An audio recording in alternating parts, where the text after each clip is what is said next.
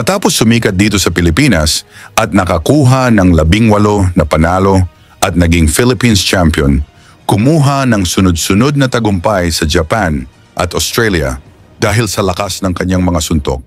Napagkamalan itong may agimat o anting-anting. Ito ay ang pambato ng Zamboanga na si Dondon Sultan na binansagang El Supremo dahil sa kanyang tapang at lakas ng suntok. Dahil sa kanyang pinakitang ganling, nabigyan siya ng pinakamalaking laban sa kanyang karera. Lumipad ang kampo ni Sultan patungong Russia upang sagupain ang tinaguriang future world champion ng mga Rosso.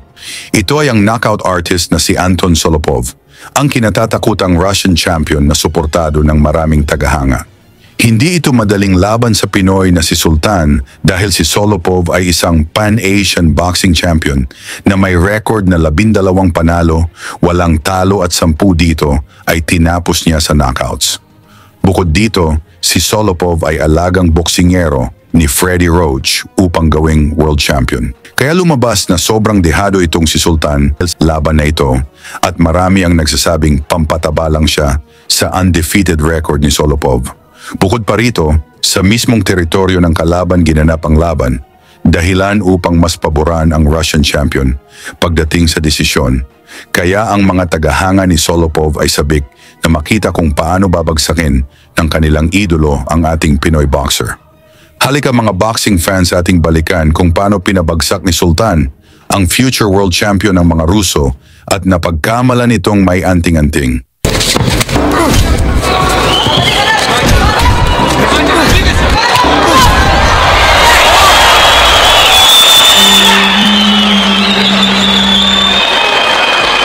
Si Sultan ay may record na 14 na panalo, 7 talo at 6 na knockouts, habang si Solopov naman ay walang bahid ng pagkatalo sa kanyang 12 panalo. 10 dito ay knockout. Sa laban na ito, idepensa ni Solopov ang kanyang Pan-Asian welterweight title na ginanap sa Sports Complex Energetic sa Russia. Sa pagbungad ng unang round, solidong suntok agad ang pinakawalan ni Solopov na naglalayong tapusin si Sultan ng maaga. Subalit, maingat na naghanap ng tamang tiyempo ang ating Pinoy boxer.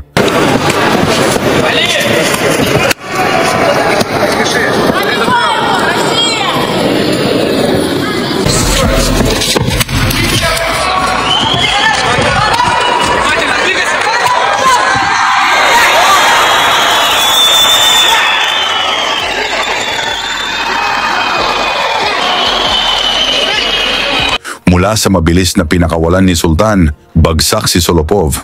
Pilit pa siyang tumayo ngunit halatang nasaktan, kaya't napilitang itigil ng referee ang laban upang hindi na mapahamak ang Russian champion.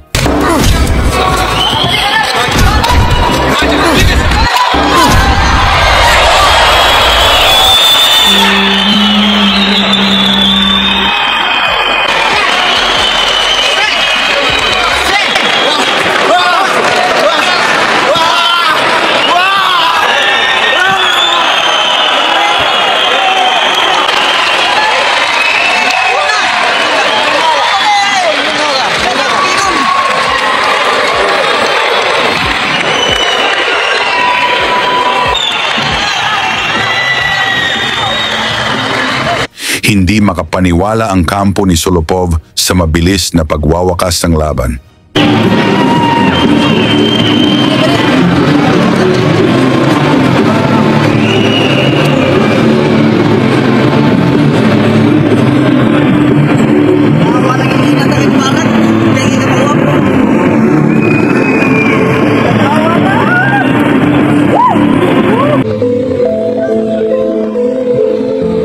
Sa pamamagitan ng TKO sa round 1, nakuha ni Sultan ang Pan-Asian welterweight title, dahilan upang magulantang ang mga Russian fans sa sinapit ng kanilang undefeated champion. Dahil sa kanyang tagumpay, biglang sumikat si Sultan sa Russia. In-interview siya ng mga lokal na media at maraming tagahanga ang nagpakuha ng litrato sa kanya. Sa pinakita na lakas ni Sultan, meron ba talaga itong anting-anting? Pag-usapan na lang natin yan sa baba at isama nyo na rin ang inyong lugar para alam natin saan na umabot ang ating video. lagi niyong sundan, huwag magpapahuli. Pag-usapan ay bakbakan, balita niya at laban, mga Pinoy na di nagpapagapi. Salamat sa mga suporta na lagi nandyan.